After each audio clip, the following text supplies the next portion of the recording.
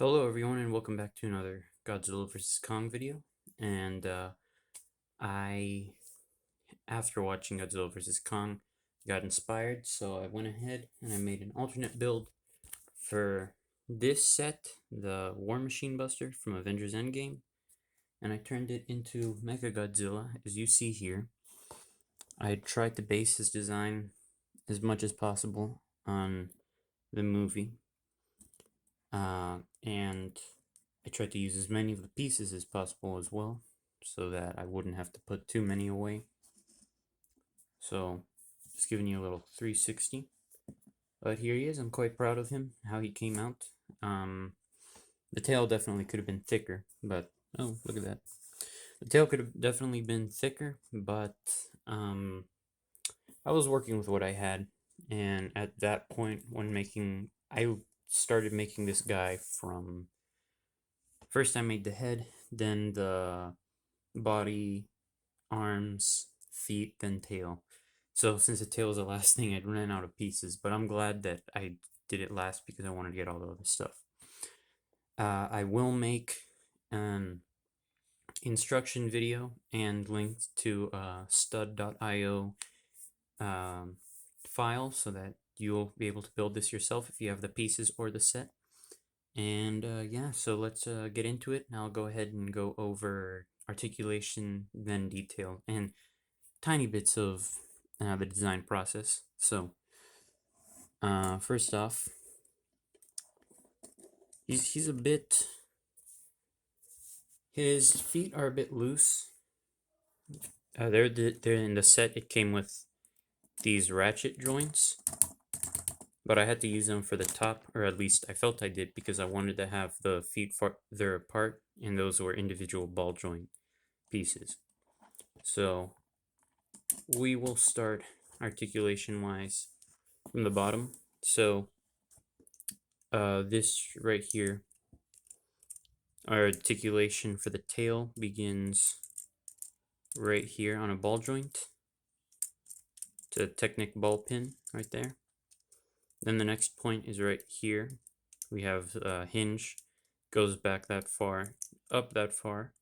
I'll come back into play later. And then right here, there's another joint. You can kind of turn this a little bit left and right. And then the rest of this is all on a ball joint right here. Then the spines aren't supposed to move, but they can. So you can move them like this and this.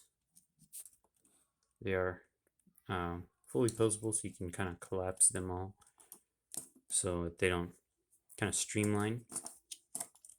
But the feet, you have a ball joint right here, and a little piece fell off. No need to worry about that. But oh no, actually yes, I thought it was from another place where it wasn't that critical. It was from the tail. So yes, that is important. There we go. All right. Anyway, so we have ball joint right here, so you can move outward, the feet outwards, backwards, forwards, and then I included a knee joint just by building, by using stud rotation. So you can, at the knee, you can actually get a bit of a crunch, I guess, and then it'll automatically stop itself right here, which is actually a nice angle for it to look natural, if you will. Right here, the feet are on a ball joint, go side to side, backwards, forwards, and yeah, so there's that. And for the arms, it did something similar. I'll move the head a bit. So we have the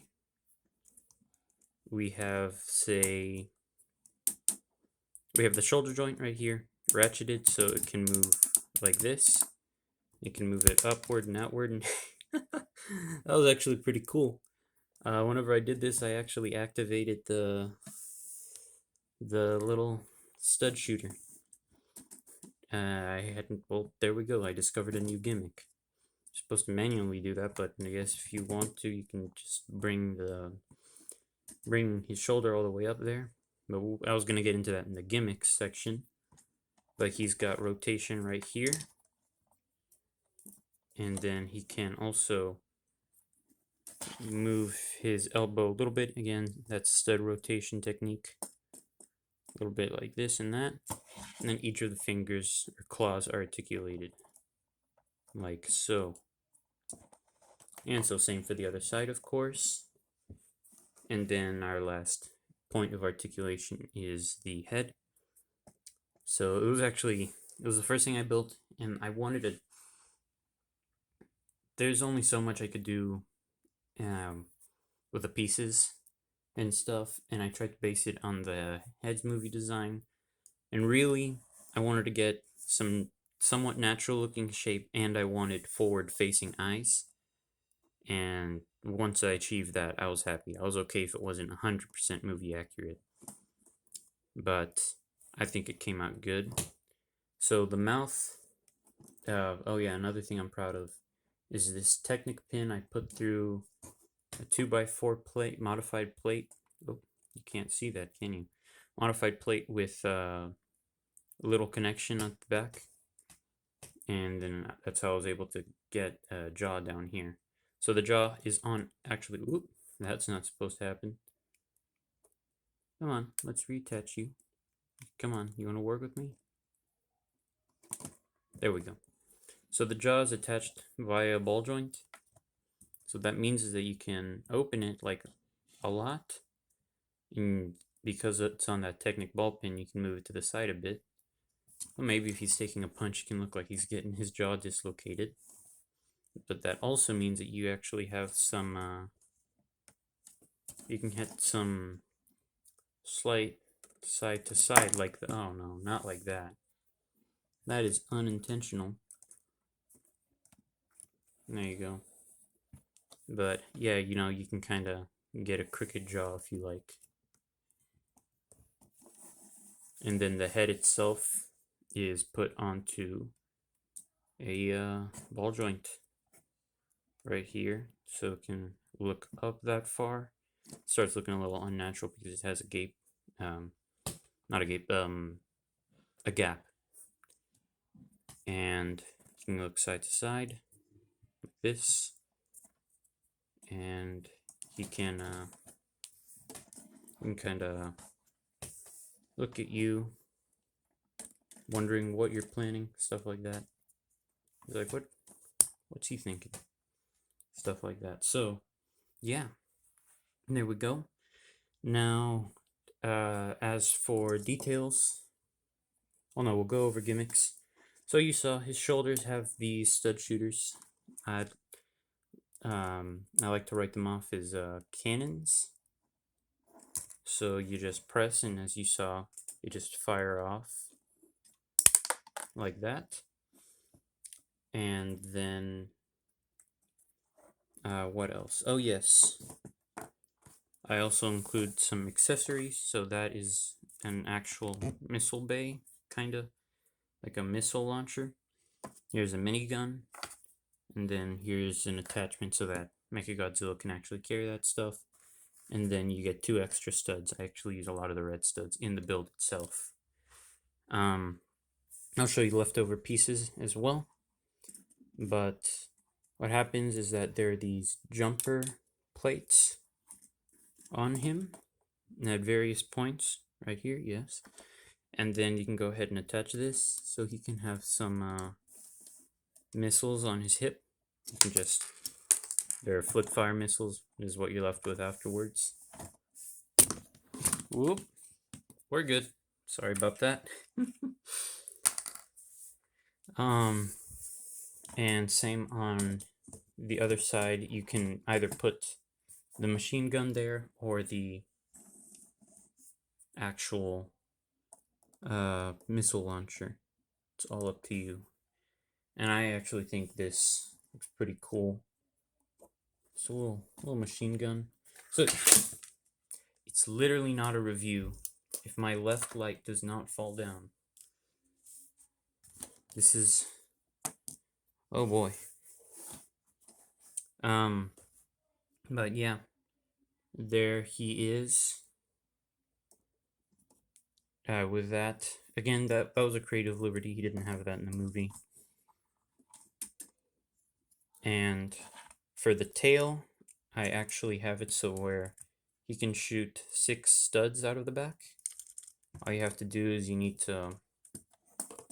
You can't see that, can you? Alright, we're gonna look at the back. Alright, you wanna hold on to this part and then you rotate this right here. And then that's how you fire off the pieces. They shoot farther. It's just doing some slight curving off of my backdrop. But yeah, there is that.